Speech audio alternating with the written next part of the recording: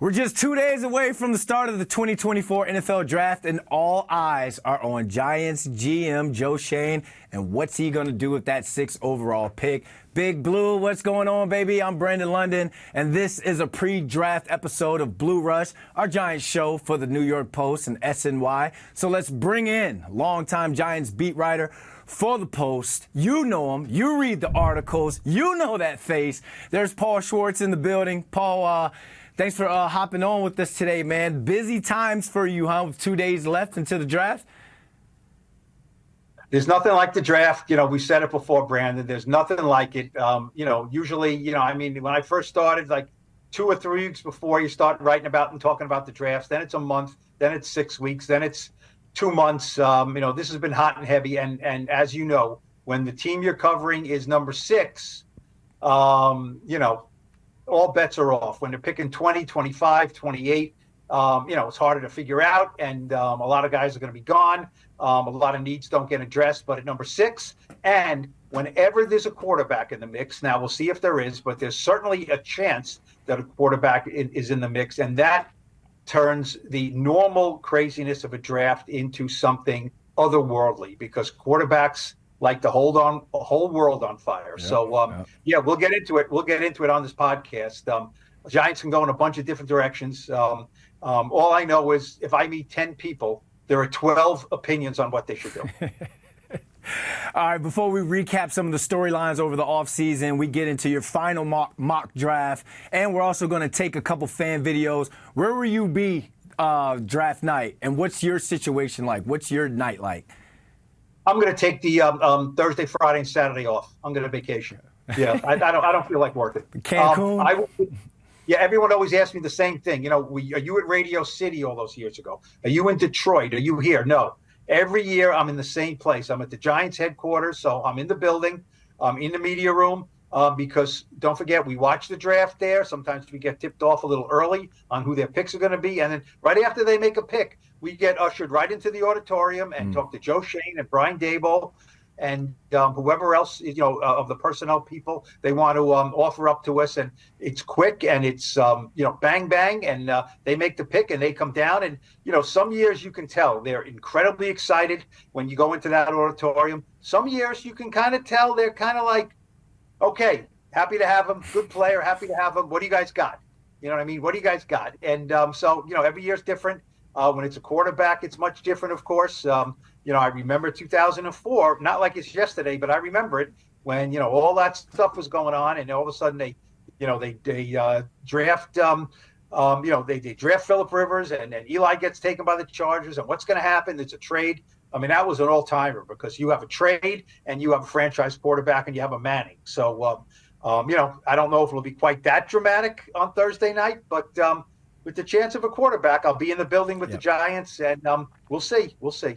Yeah, anytime there's a chance of grabbing a quarterback, especially a franchise leading quarterback, the storylines are going to be absolutely on fire all throughout the offseason. So let's talk about some of these storylines throughout the offseasons that we think was going to affect the draft. First and foremost, Daniel Jones running sprints. The Giants posted a video of him running sprints with the guys, and there are reports that he's throwing already. It's a great sign for DJ, but Paul, you have a trending article up on the Post that's titled "Giants would be inviting chaos if they use a high draft pick on a quarterback." Your thoughts on where DJ is right now health-wise and how that affects what Joe Schoen can do with the 6th overall pick? I think he's right on schedule from everything I hear. Look, now he's running straight, right? Yeah. Straight line. Yeah. So look, unfortunately, Brandon, you know this,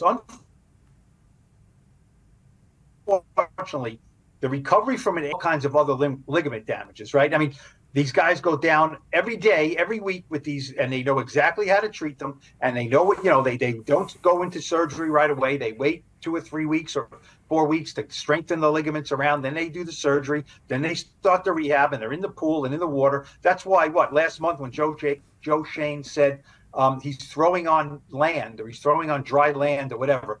People looked at, when I tweeted that, go like, what is he supposed to be throwing on the ocean? Well, no, because he's throwing and running in water before that to take the pressure off the knee. Then it's on land, and then look, his arm is fine, so he can do some sets, So unless there is something happens and there's a setback with this recovery, I expect Daniel to be doing a little bit in the spring, a little bit. Maybe he jumps into a 7-on-7 with that, don't touch me red jersey, throws a few passes, then gets out of there with nobody near him. But I would think he would be ready for training camp. Now, maybe not hot and heavy every drill in training camp, but I don't see any reason if there's no setbacks that he is not ready to start the season as the starting quarterback, which is what Joe Schoen and Brian Daboll said is the expectation, no matter who else is on the roster, if he's healthy. You think because of where he is right now in terms of this rehab process, running in the straight line, being able to kind of do some light drop backs or drills or whatever it is, throwing the ball, do you think that kind of affects that 6th overall pick? Or do you still have to go quarterback there?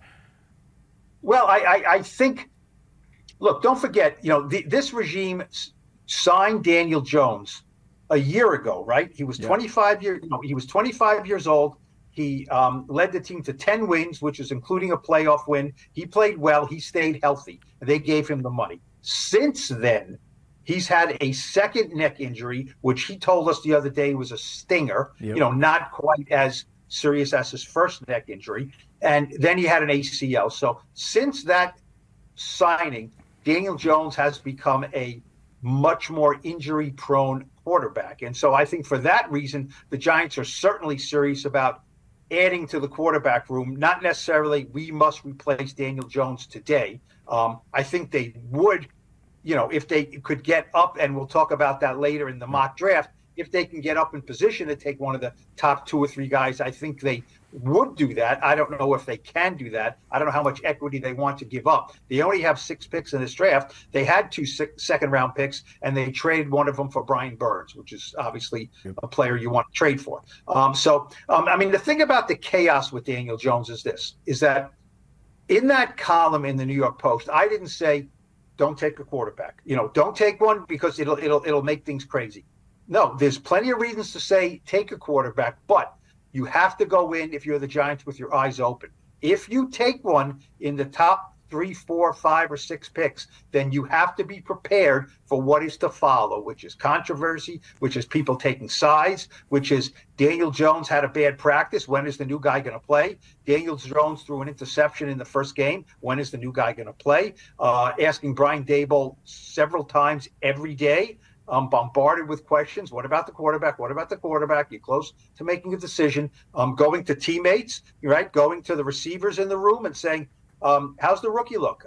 You see any signs Daniel's not playing well or not handling this well?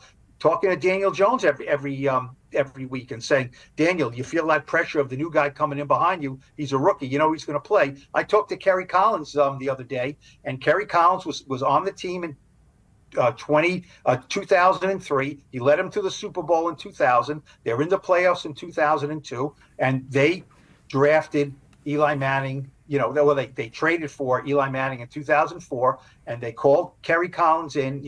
Ernie, of course, he did, and say, look, we want to cut your pay. You'll be able to get some of it back. We want you to stay, definitely, and be the veteran backup for Eli Manning. And Kerry said, I want no part of that. I don't want any part of being a caretaker, being a mentor, and he didn't think it was fair. But, when I talked to Kerry all these years later, he said, look, kudos to the Giants and kudos to Ernie Accorsi. Yep. They told me we think that Eli can be the guy, and he turned out to be the guy. Eli said, Kerry Collins said, I have no hard feelings about that, but that is the kind of thing that Kerry wanted to avoid, which is the kind of thing that Daniel Jones would have to deal with every day in the building because he's not cuttable this year because of the money he's going to make. So you want to draft a quarterback, the Giants, fine. Make sure it's the right one and make sure you can deal with the storm that is coming, because there is a storm. And fans have to understand, like players, we know the storm is coming in a sense. And I'm nowhere near have the success of a Daniel Jones without my rookie year with the Giants. But the following year, who did they draft, Paul, receiver-wise? Mario Manningham. Again, I was a practice squad guy. I had to know that someone was coming in to not even take my job. I had to take someone else's job, another person's job. So a guy like Daniel Jones, who's been through the ringer, been through the highs and lows of being the quarterback for the New York Football Giants knows that there's going to be some sort of divide if a younger quarterback comes in and they have to compete for it. But out of everybody, Paul, that any quarterback that I've kind of been around in a long time, I think this guy's built for it because he doesn't play to the applause and he doesn't get low to the boos. Daniel Jones just goes out and plays. So that's going to be something super interesting to keep an eye on. That not only that competition, but what they do with that 6th overall pick if they do bring in that quarterback of the future. They signed John Runyon Jr. and Jermaine Elamunar. I struggle with that name so much. They strengthened the offensive line with those 2 signings, but did they effectively address the offensive line? Can we put that to bed now?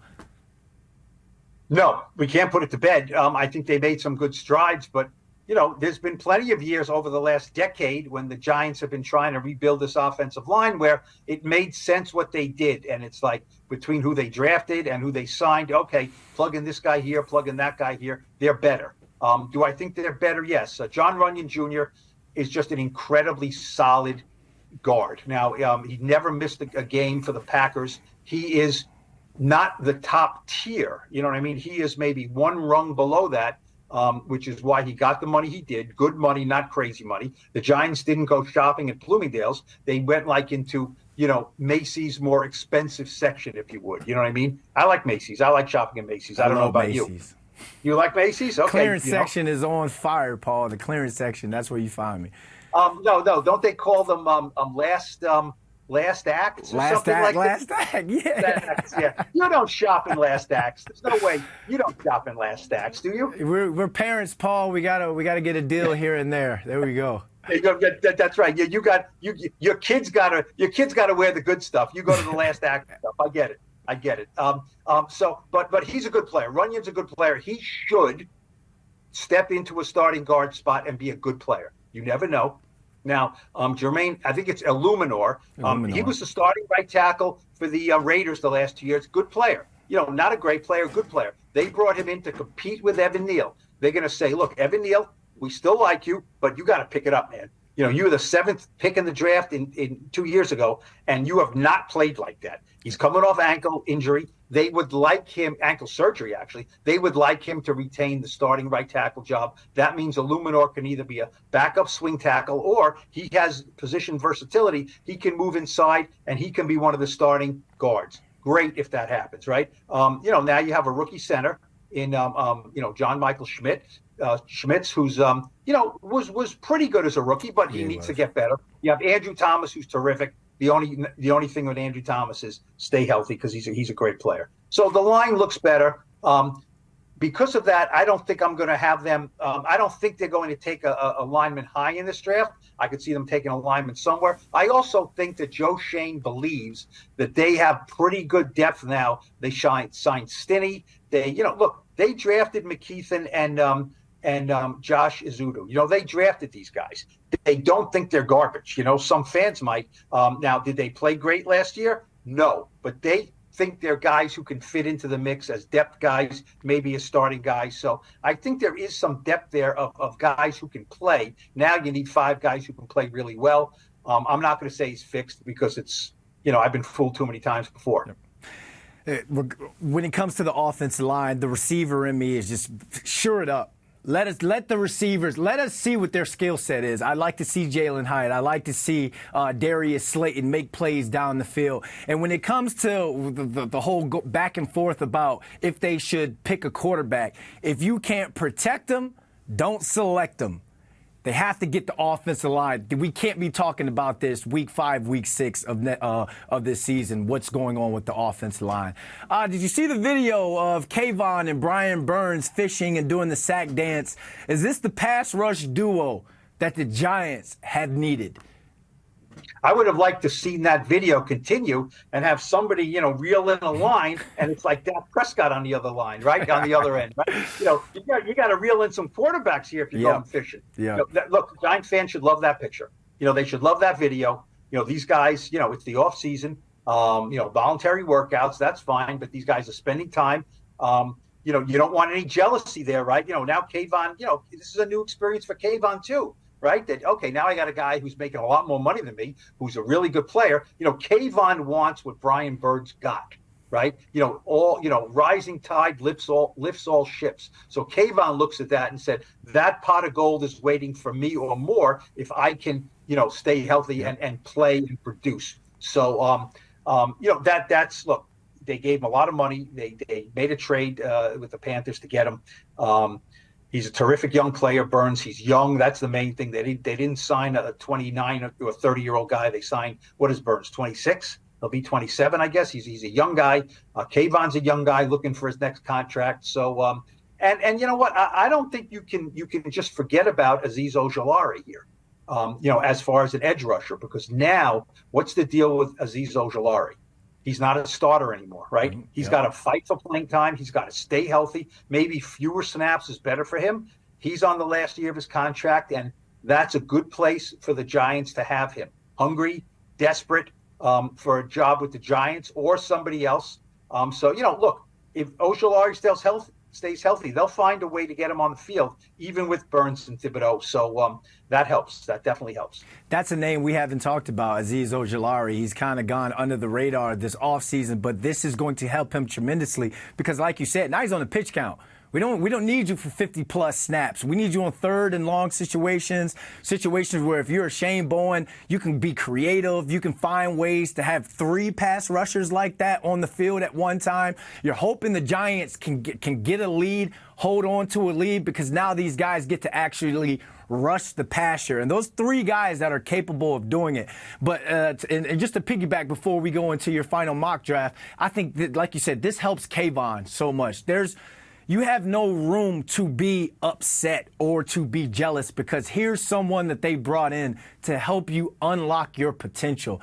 How many times, Paul, did you go talk to him in the locker room after a game and his just demeanor just looked crushed? People were getting after him because they're saying he had to do so much. But little did they know he was playing within the scheme, and then he was getting double teamed or just almost getting there but not being able to get the sack. So I think this is something that he's going to be able to get one-on-ones and truly put his athleticism on full display.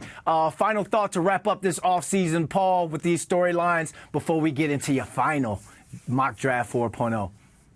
Well, one thing about Shane Bowen and Thibodeaux wasn't Thibodeaux the first edge rusher to ever have double-digit sacks for Wink Martindale? I think that's correct, right? So you talk about a scheme. Wink wanted to create pressure with havoc. You know what I mean? And Kayvon was, dropping sometimes. It was the scheme was not predicated on I've got 4 guys, we're gonna beat you. It was I've got 4 guys, and now I've got 2, and now I've got 3, and now I've got Bobby Okereke coming, and now I've got Jason Pinnock coming, and you don't know where we're coming from. Different ways to skin a cat, right? So Shane Bowen believes in my 4 guys are going to rush the passer. Now, if it doesn't work, he's got to send 5 guys, or he's got to do things. He has all those things in his arsenal, but he wants to do it with 4 guys. Much the way Steve Spagnuolo did it early in his career with the Giants. You can't block Tuck, you can't block Osi, you can't block Strahan, you can't block, JPP, you can't block these guys. So I'm sending them at you, and I don't, because look, like Shane Bowen said, the fewer guys I have to rush, the more guys I can have in the back, preventing big plays and things like that. So Kayvon this will be good for Kayvon. This is a scheme that, the Titans had a bunch of guys who got double-digit sacks. That's what they want here. That helps Kayvon. Now, it doesn't mean the defense will be better. It will be good for a front 4 guy, which is one of the reasons why Burns fits so perfectly. Yeah, and it helps the back end. We don't know what you're going to have at CB2 just yet, opposite of Tay Banks. We don't know who's going to fill in for Xavier McKinney and shore up the back end of that secondary. So like you said, if you can just rush 3, 4, 5 guys, you've got more in the back end to kind of protect and to coverage. And then, bam, if you got guys back there communicating, being in their right spots, having their eyes in the right spots, then that's going to allow a little bit of extra time for that quarterback to hold on to the ball, for Spider-Man and Kayvon to do their thing. You're spot on with that one. Now let's get into your mock draft 4.0, 2 days before the first round of the NFL draft. And with the 6th pick of the 2024 NFL draft, the New York Football Giants select Malik Neighbors, wide receiver, LSU. The crowd goes wild. Remember Corey Webster? How did he say it? What did he say? CBU? Did he call it or something? CBU, DBU. DBU, yes, Yep. DBU, yes. Well, you know what? LSU is WRU. Yes, I guess it if is. that makes sense, right? They're WRU, right? They're also a little bit of QBU too nowadays. You know what I mean? It's a little different than when Corey Webster was there. Look, here's the way this went down. Okay, in this mock, I used a bunch of different simulations. I used my own intuition. I used the Ouija board. I did everything I could here, Brandon. Everything I could. All right, and I think there will be a run on quarterbacks. I think the top 3 picks will be quarterbacks. I know people are saying the Patriots maybe no. I don't know. Last I checked, the Patriots need a quarterback. They don't have one. They have Jacoby Brissett. They need a quarterback. They need to draft one, and there'll be a good one there for them, either Jaden Daniels or Drake May. I think they take one. And in this mock, I have somebody, either the Vikings or the Broncos or the Raiders, trading up at 4 or 5 to take J.J. McCarthy. Now, a month or two ago, I would have said, trading up for J.J. McCarthy, is he a top 10 pick in this draft? But, you got to be an idiot not to listen to what you're hearing. And all I hear with J.J. McCarthy is intangibles. And don't worry that he didn't throw the ball to Michigan. It's not that he can't do it. He wasn't asked to do it because they won every game without him doing it, right? Coaches like to do often the most conservative thing possible to win. And that's what Jim Harbaugh did. And they went 27-1 with J.J. McCarthy. So I'm taking him off the board. So now I'm taking 4 quarterbacks, and I'm taking Marvin Harrison Jr. off the board. Okay. I think that's a great scenario for the Giants. Okay. Do they explore trading up, to get a quarterback? A little bit, but I don't think they really, they don't want to trade up for J.J. McCarthy. I don't think. I don't think they can get up to 3 to get Drake May or Jaden Daniels, and I don't think one of those teams wants to come back and miss on a quarterback. So I don't know if this trade is going to work for the Giants. So look, if you add Neighbors, now we've been hearing, Brandon, I know you're a big wide receiver guy. What did we hear for a month or two before this? Marvin Harrison is maybe the best player in this draft, right? He's a number 1 surefire pick. And then as it goes on, some people like Neighbors a little better. Some people like he's more explosive. He has more separation, more yards after catch. Fine. He's a little faster than Marvin Harrison. He's not as big as Marvin Harrison. Look, if somebody wants to take Neighbors first and the Giants get Marvin Harrison Jr., more power to them. I don't think they're going to sweat that one too badly. But look, Neighbors he runs, what does he run, a 4.38 or something like that? I mean, he's fast as the wind. He averages 17.6 yards per catch. He had 14 touchdowns last year. He's a great player. Most people think he would easily be a number 1 pick in other years as a wide receiver. If he goes 2 this year, fine. So he instantly becomes their best wide receiver. Now Wan'Dale moves down. Now Jalen Hyatt moves down. Now Darius Slayton moves down. Now all of a sudden that unit, which looks kind of like a B plus-ish, probably B minus unit. Now it gets elevated.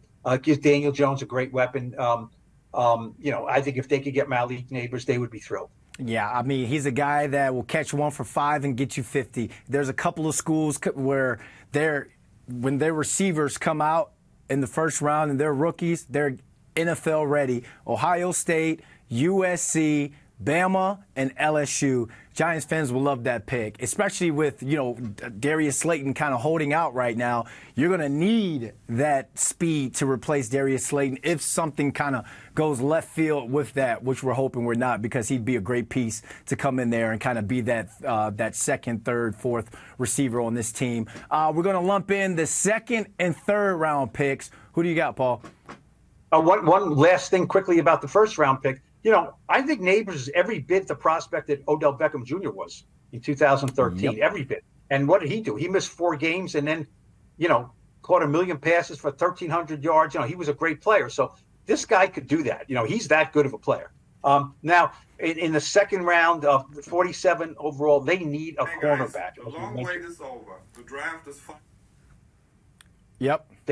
They badly need a cornerback. I mean, they just need one. And so, you don't want to force a pick, but you wait after the 2nd round, you're not going to get a guy who's going to have a chance to start, probably. probably. So I have Kamari Lassiter from Georgia, 3-year starter, 44 games.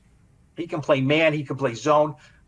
Just look who was on this roster. You have Deonte Banks, who had, I would call, a solid rookie year. Certainly not bad and certainly not great. Solid, encouraging, something to build on rookie year. Very durable, great attitude, but needs to pick it up and start playing like not a rookie anymore. But certainly a guy you're comfortable with starting, but you need somebody else. He had a veteran in Adoree Jackson. Adoree Jackson's not there right now. So, I think Lassiter can be a guy who could start. Look, the other guys on the roster, Cordell Flott is a nickel back to me. They re-signed Darnay Holmes. He's a nickel back to me. Nick McLeod can play some outside. They re-signed him, restricted free agent tender. They signed him. And Trey Hawkins, right? I mean, he was the talk of training camp last year and won a starting job. And, oh, my gosh, they're going to start 2 rookies. Well, how did that work out? After 2 games, Trey Hawkins was benched and really didn't play much after that. I like his intangibles. He's got to show that he's a better player, so he would stay in the mix. But Kamari Lassiter, I think, is a guy you need that position. And then in the 3rd round, they could go a lot of different ways here. They could go offensive line. They could go safety. I think they need a running back, and I think you could get the first or second or third best running back in this spot in the 3rd round. It's not a big year for running backs. So I'm having them at the 3rd round, number 70 overall, taking Jalen Wright from Tennessee. This is the guy who runs a 4.38 in the 40. He's almost 210 pounds. He's fast. You know what else? What I like about him, Brandon? 1-year starter. Now, why do you like him that he's a 1-year starter? He doesn't have as much wear. You know what I mean? Yep. Why do you need a running back to be a 3 or 4-year starter and have all those miles on him? You don't need that. Show me one good year. He has 368 rushing attempts. So 1-year starter. He's not beaten up. They signed Devin Singletary. He's a pretty good player. Has he ever had a 1,000-yard season? No. He's more of a complimentary back in my mind. He's going to need someone else with him. Is it Gary Brightwell? Is it Eric Gray? Is it Jay Sean Corbin? I don't know about that. Mm-hmm. So running backs can play right away as long as they prove they can hold on to the ball and pass protect. Because the running is the stuff that should come natural to him. So I think you drafted a receiver in the 1st round and a running back in the 3rd round. This team was 30th in the league in scoring. You need to be more explosive. Neighbors can take the top off the play, and Wright can get tough yards and he can get long yards. So I think you made your offense a lot better in these first 3 rounds. Yeah, you let Devin Singletary kind of be your bell cow. You're in between the tackle running back, and then you let Wright kind of be your speed guy. And like you just kind of touched on it, what is the common denominator between Neighbors and Wright? Speed. Giants offense needs speeds. They need home runs. So I'm all on board for those 2 picks right there, Paul. Quickly round out that last day for us, 4 through 6, because the Giants don't have a 7th. Then we'll get to the fan video. All right. Well, yes, I'm going to take most of my time on the 4th round pick because it's a quarterback. It's Michael Pratt of Tulane. Okay, and people say, oh, that is just such a waste of a pick. I see people say, why are you taking a quarterback in the 4th round? Why are you taking him? It's just a waste. Okay. Dak Prescott was a 4th round pick. Do you remember when the Washington franchise took RG3 in the 1st round? Who did they take in the 4th round that year? Kirk Cousins.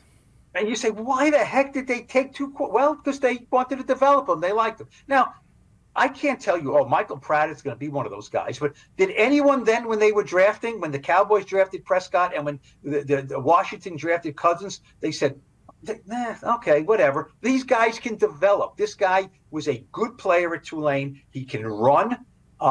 He has, I think, 90 touchdowns, 26 interceptions. He's a guy that Brian Daboll can get, his hands on, literally and figuratively, and work with him.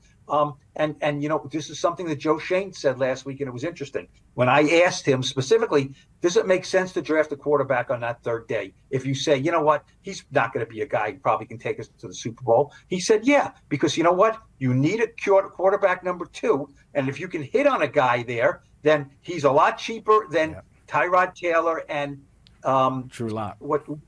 Drew Lock, who's making $5 million. So you can get a guy for 3 or 4 years who's making very little money, and you can develop and who knows. So I don't think it's stupid. I think it makes sense. You've made the quarterback room better, and we'll see what happens. It's not just for this year; it's for next year. Maybe he can be the backup, and then you're paying cheap money. Maybe you can pay somebody else. In the 5th round, I finally addressed the offensive line. Javon Foster from Missouri. He's 6'5", 313. He looks the part. You develop him. He doesn't have to play right away. Don't forget Evan Neal, as we said, as struggling. It's like pitching. You can't have too many guys who can play tackle. A 6th round, 183 overall. I took a safety, Dadrian Taylor Demerson from Texas Tech. He's played a lot of ball. He can play special teams. They don't have Xavier McKinney anymore. They have Jason Pinnock. Maybe Dane Belton starts. They signed Jalen Mills for not a lot of money, so I don't think they're expecting miracles from him. You throw another safety into the mix. Look, I drafted a running back in the 3rd round. I drafted a safety in the 6th round. That is more of what Joe Schoen thinks about those positions. You get them on the cheap and you develop them, right? He didn't want to pay Xavier McKinney, who's a terrific player. He didn't want to pay Saquon Barkley, who's a terrific player, because it's positional value. So that's where I went in the draft there. When it comes to that 4th round quarterback, when you have an offensive-minded head coach who's used to being an offensive coordinator, these are when they evaluate these quarterbacks, these are guys that you look at. I can take this guy in the late round and I can make him what I want him to be. You saw it with Cal Uletta and Davis Webb, who didn't take over as starters at one point, but for a while Davis Webb was a backup that came in and beat the Eagles down in Philly. So I can see that happening if Daniel Jones is where they want him to be, and they can make that move or take that gamble on a quarterback in the 4th round. Paul was loving the mock drafts. We're going to see how it holds up against the actual draft, but you did a great job with those things, man. We appreciate you breaking that down for us. Now it's time for the fan videos. We asked you all to send in some videos. We got 2 great responses from 2 great Giants fans. First up, we've got El Jefe from New York Revival. Hey guys, it's El Jefe from New York Revival. Thanks for taking the question. If quarterbacks go 1 through 4 in this draft, like they are rumored to go, what do you think the chances are of the Giants taking their receiver at 6 and then moving back into the 1st to maybe try to grab a Michael Penix Jr.? That way, with their first 2 picks, you got a quarterback who can sling it, and you've got a top-tier wide receiver. If it's Neighbors, he's phenomenal from LSU. If it's Odunze, you get his college teammate, bring that chemistry right over to the Giants offense. I think that would be enough to ignite this fan base and get excited about. Can't wait to hear your response. Thanks, guys. I appreciate you sending that in, El Jefe. You gave us something to think about. Giants drafting Malik Neighbors at 6, just like you called, Paul, on that final mock draft. But now he wants to know, can you see a situation with them trading back into the 1st to get the quarterback that they want? What do you feel about that, Paul? Well, the quarterback that they want on a 2nd tier. You know what I mean? Yep. I think it's something they will investigate. Now, is it Bo Nix? Is it Michael Penix? Those are the 2 guys you think would be appropriate to trade up for. I think there's a chance you can get Penix early in the 2nd round. I really do. I think I know he's a beautiful thrower of the football. Now, he's a lefty, so that's not for everyone. Now, your right tackle has to be your blindside protector, and he has a significant injury history. 2 ACLs, 2 shoulders. Now, he was very durable. In his time in Indiana was just an injury fest. He was hurt a lot. 2 ACLs is serious stuff.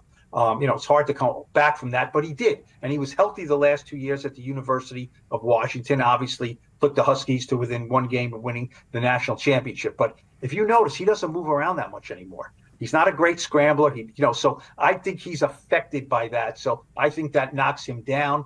Bo Nix is a guy, where's he going to go? Is he going to go 15? Is he going to go 28? I have no idea where he's going to go. The problem with trading up is, what did the Giants have to trade up with? They have a 2nd round pick, which is 47. It's not a great 2nd round pick. They only have 6 picks. Does Joe Schoen want to dip into a 2nd round, or God forbid, a 1st round pick in 2025? I don't know. I think it's something they would explore. But see, that's also, if you trade up to get a guy, now you're saying, well, we invested capital to trade up for a guy in the bottom of the first or even higher in the second round. So we don't have to play him right away, and he doesn't have to be Daniel Jones's heir apparent. But what you're doing there is saying we're trading up for a guy, late in the first or early in the second, who is probably not going to help our team this year when you have other positions of need that are there. So I certainly think it could happen, though, because there is an appetite to add a quarterback. And I don't know exactly if they look at it and say, look, if Brian Daboll's saying, look, Bo Nix is tremendously experienced, I'd love to have him, on this roster. Okay, if he's saying that, then they got to try go up and get him. Penix is a little different story because Joe Schoen said the other day we've had injury problems with this team over the last 2 years, and you have to be very careful drafting guys who have injury histories because, as we all know, there is a saying, injured players get injured. So, I think you have to be careful with Penix. Yeah, definitely have to be careful, and especially like you said, what are you going to give up to get back into that first round? With the amount of holes on this team and the areas that need to be addressed, I just don't think that they have enough draft capital to give up for a guy unless you think he is the day one starter. But that's going to be something interesting. And again, El Jefe, appreciate you for sending that in. Next up, from all the way out in Germany, my guy, Sesh Jansen. What do you got for us? Hey guys, the long wait is over. The draft is finally here. What do you think will happen with the Giants in the first round? And I have a bonus question for you. What do you think will happen to Giants social media after Giants draft Joe Alt, the left tackle from Notre Dame? So, Paul, we've seen this before where all we've talked about, the fans have talked and tweeted about, was player X, player Y, player Z. And then someone come out of nowhere, like the Daniel Jones, when Daniel Jones was drafted. Now, if the Giants and Joe Schoen go with Joe Alt, a tackle, what do you think the fan response would be? I think there's a small segment of the population who is like offensive line, and they would be happy. Now, is Joe Alt worthy of the number 6 pick? Yes, he is. He's a stud. Notre Dame. Looks the part, acts the part, no warts on him. Plug and play him at left tackle right away, certainly. Now, okay, a couple of things with that. The Giants have a left tackle, right? It's Andrew Thomas. So you are taking a number 6 pick in the draft and saying, you're a left tackle, but we're moving you to right tackle. You can do that with a guy lower down or a veteran, but it makes no sense to me to have a guy who's built for one position and move him to another position.